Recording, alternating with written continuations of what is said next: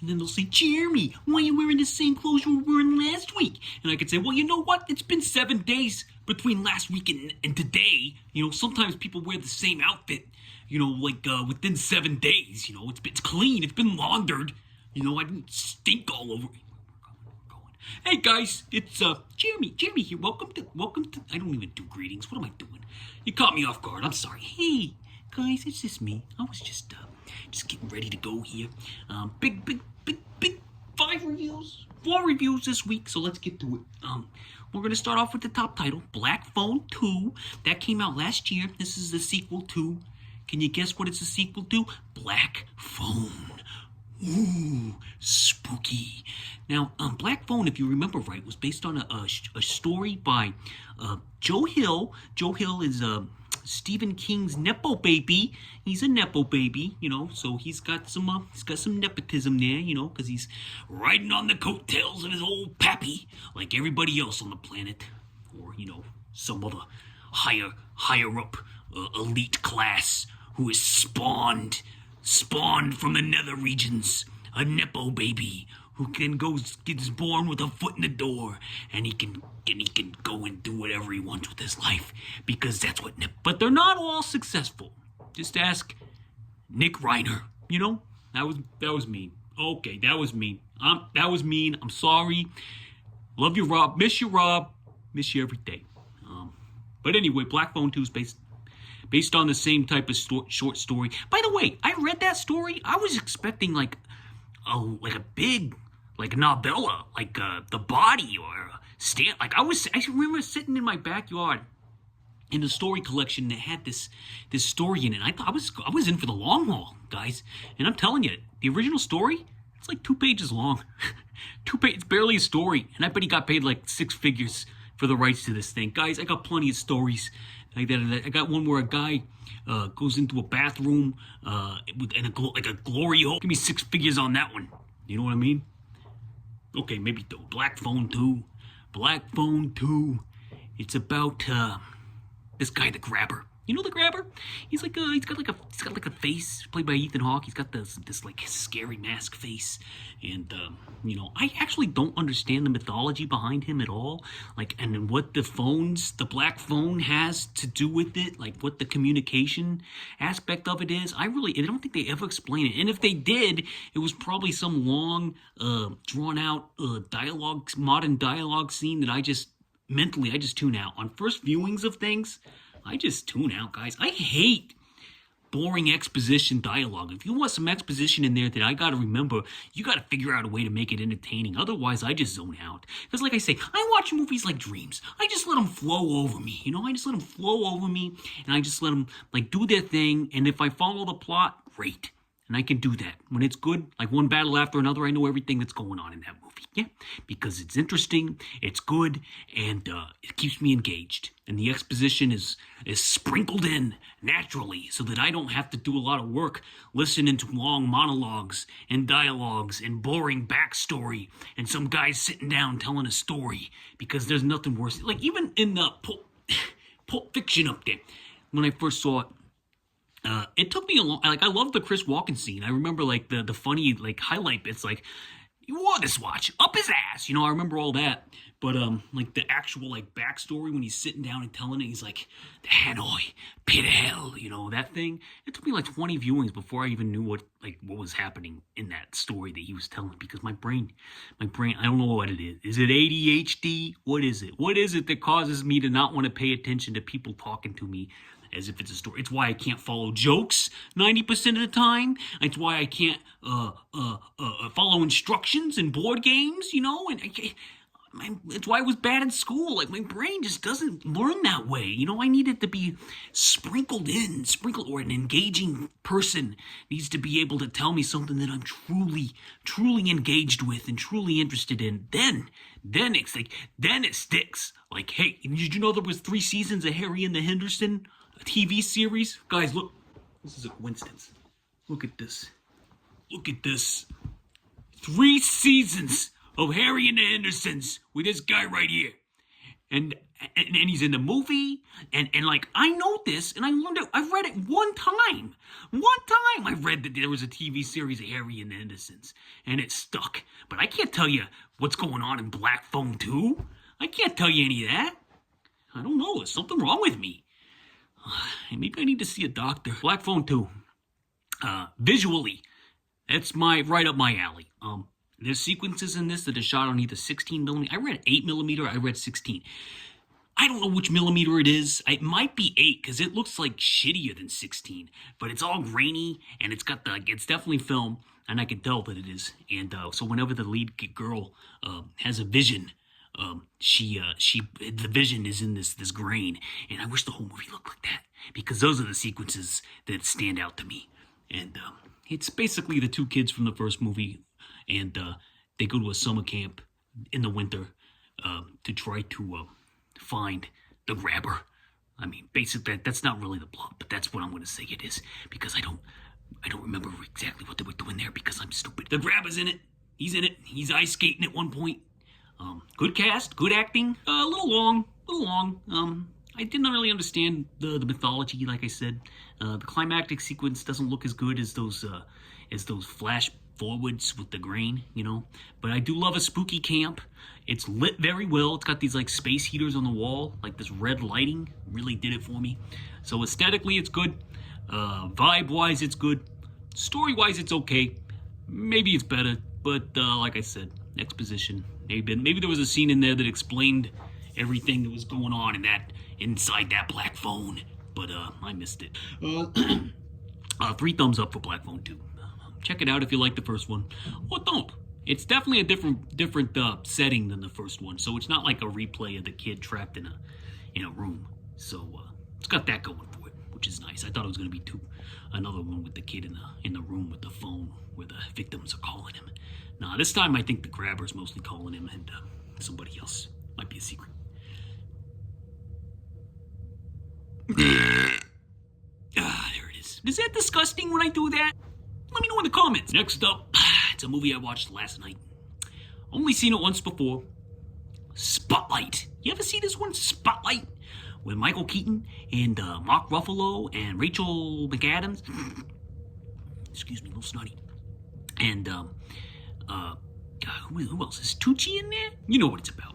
It's about the story of a 2001 Spotlight, where the magazine or the newspaper, the Boston Globe, their Spotlight section put a spotlight on the systemic abuse in the Catholic Church. And I'm sitting here watching this thing, and then it's got the part that they replay in the rewatchables, the Mark Ruffalo overacting award, which, by the way, he's not overacting, folks. This is a great performance. I love Mark Ruffalo in this movie. He's all crouched over the old times.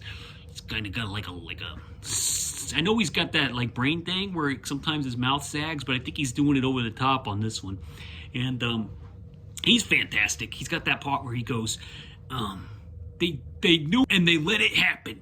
And then he goes on like a rant, and he says that they're going to cover up for the Cardinals all the way up to the Pope. And then I said, maybe you should add another person on that list. You know, these global elites. This is real life, folks. This is real life. I don't want to make light of it. Like, I don't want to make light of it, but this is a very serious story, okay? Very serious story. Hard to listen. I mean, it's like not a graphic movie or anything like that, so that's good. And it focuses more on the journalism aspect, which is right up my alley, because I love a good journalism. Oh my God! I should have been a journalist. I love Zodiac. I love All the President's Men. I love Spotlight. I love watching people like go through books and like highlight things, you know, and they highlight it, and then they have their meetings around a table. And then the one guy, like Shattered Glass is another one. I absolutely love this genre. If I had to pick one genre that I could take on a beach with me outside of like a spooky suburban horror story, it's going to be this one, I think. The newsroom, the newspaper genre, season 5 of The Wire. You know, same director, by the way, Todd McCarthy. He's in he's in the season 5 of The Wire. I just thought I'd mention that. But God, I love a good news story. And this is the second time I've seen it. I like it even better this time. I think it's a real a modern classic. It did win Best Picture, so it's it's been acknowledged that it's a great film, like right out the gate. Holds up very well, and it's actually still as much of a gut punch as it was when you first see it. That last closing shot, not to spoil anything, but and it illustrates the power of a lot of text, put into context, because that ending is so God, it's powerful. I mean, like, and it's just text. Not to spoil anything. I'm not spoiling. What is the text? If you want to find out what the text is, see the movie.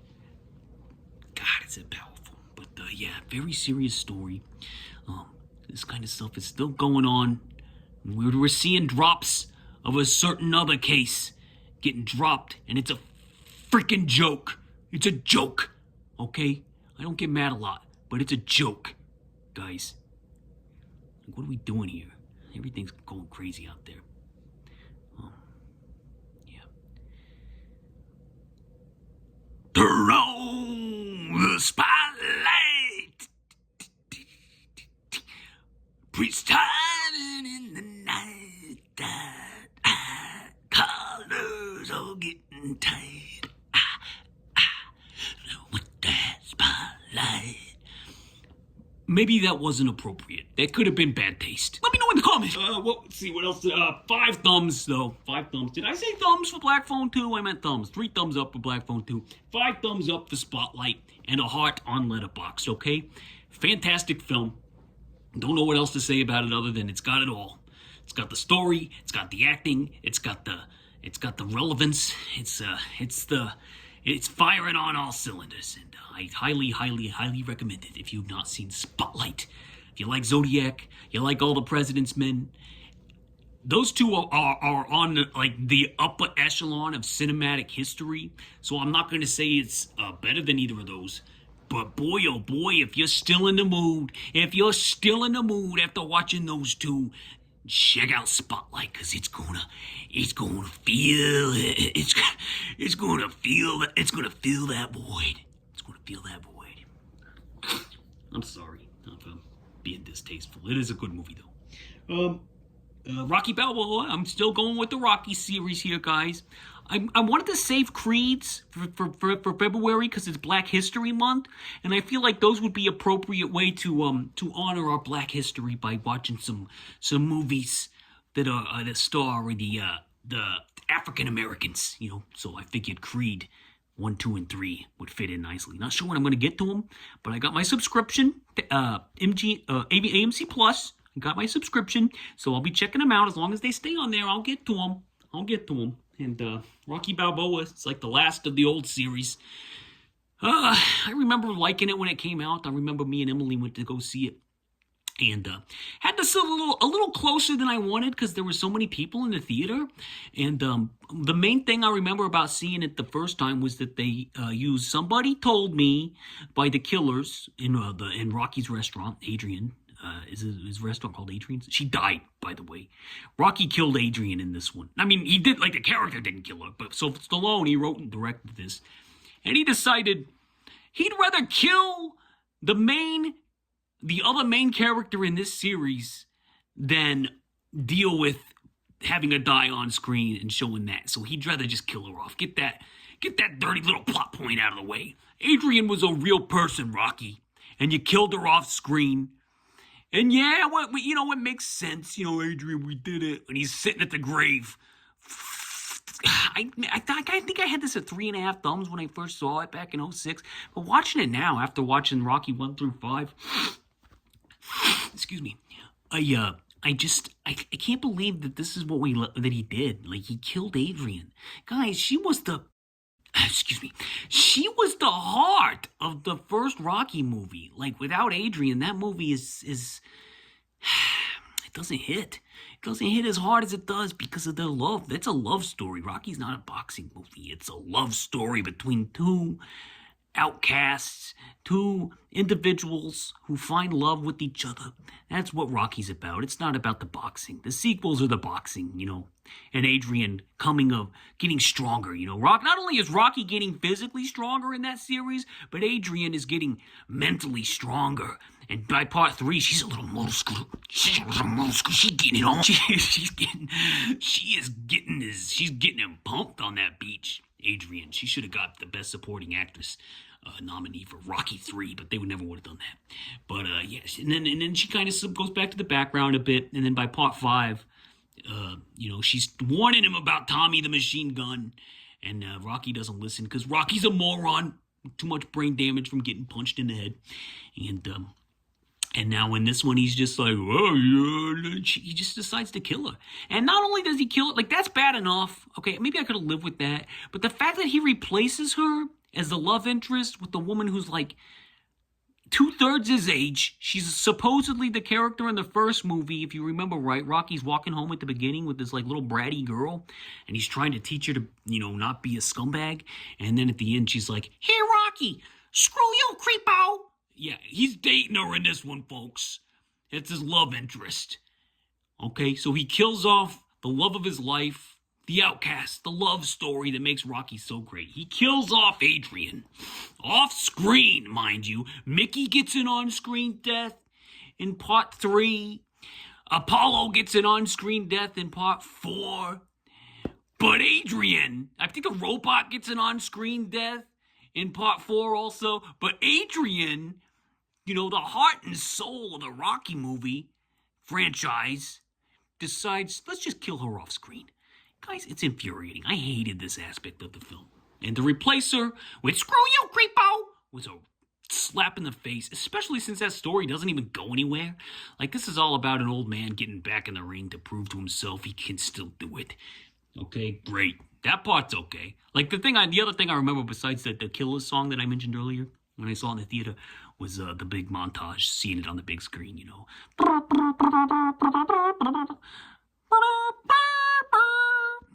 that song. Other than that, I can't wait to watch Creed, though. I remember they turned it around.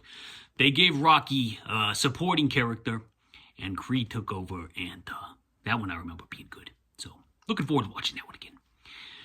But Rocky Balboa, 2.5 thumbs up. Sorry, Rock, you lost me. Burt Young, though. Burt Young is great. Burt Young is great in this one. Hey, Rock! I can't do a Burt Young. I don't want to be here no more. That's all I got for you. So yeah, 2.5 thumbs up for Rocky Balboa. Let me check my notes. What's next? Oh, one more movie arc. This was Tubi Friday. Not my usual Tubi style, but Tubi's got everything, folks, so it's not always going to be exploitation. Here's a movie called Art School Confidential, directed by Terry Zwigoff, who did Ghost World. So I'd never heard of this, and if I had, I'd forgotten, but I definitely never seen it. So I figure Terry Zwigoff, the guy that did Crumb. Oh, I got the guy that did the other guy that wrote Ghost World. Did they teamed up again? Well, it must be good then, right? It must be good. Why haven't I heard of this? This must be a Ghost World hidden gem classic here on Tubi, where all the hidden gems go to fester, and people like me can discover them again. They get a second life on Tubi. But Art School...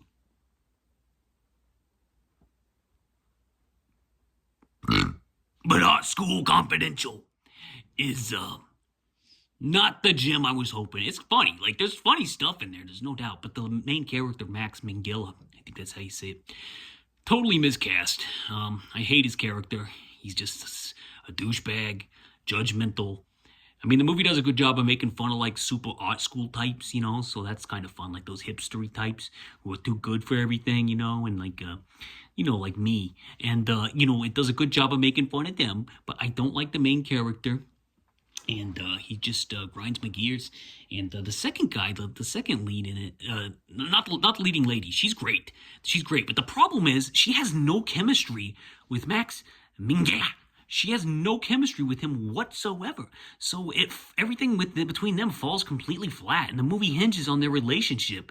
So it's like, ugh, I don't know, it didn't work. And what is it about exactly? Well, it's real quick. I'll just kind of tell you. Art school student, goes to art school, wants to be the greatest artist of the 21st century, and there is a serial killer on the loose around the campus, and there's an undercover cop who is trying to track him down. I'm serious. That's the plot. It could have been really good, but it's a tonal match that doesn't exactly work. The other guy that I was talking about, he's in The Guest. He's the guy that finds the guns for The Guest. I like that guy. He should have been the lead character. He should have been the lead in this movie because he had chemistry with everybody. But Max just wasn't made for this lead role. I'm sorry, guys. Some people just don't have it. I don't want to be mean.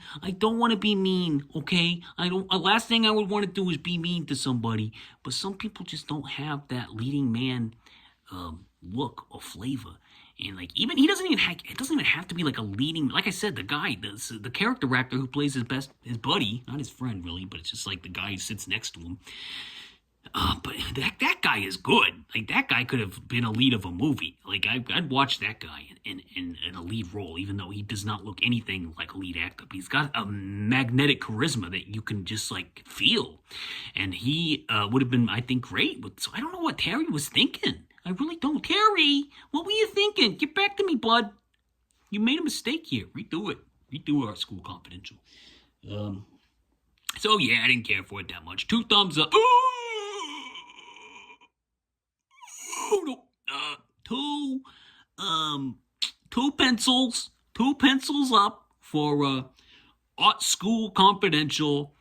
Should have been a lot better. This is the guy that gave us Ghost World and Crumb, which I need to rewatch. And what was the other one? Bad Santa. And then he just kind of took a nosedive off a cliff. Terry's wig off. Come back to us, Terry. Come back to us. Let's see a Ghost World sequel with Seymour and what's an Enid and get ScarJo back in there. Yeah. Okay. So that about the. Why's that ringing? Hold on a second. Hello? What's up, nerds? Who is this? I'll be there for you. Okay. My head is Okay spinning. then. Please don't call again, please. Thank you. Thank you for calling. Jeremy spoken. Godspeed. Peace and love. Stay warm. What was the catchphrase they came up with last week? Stay warm. Stay.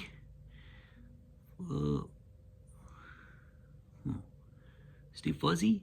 Shit.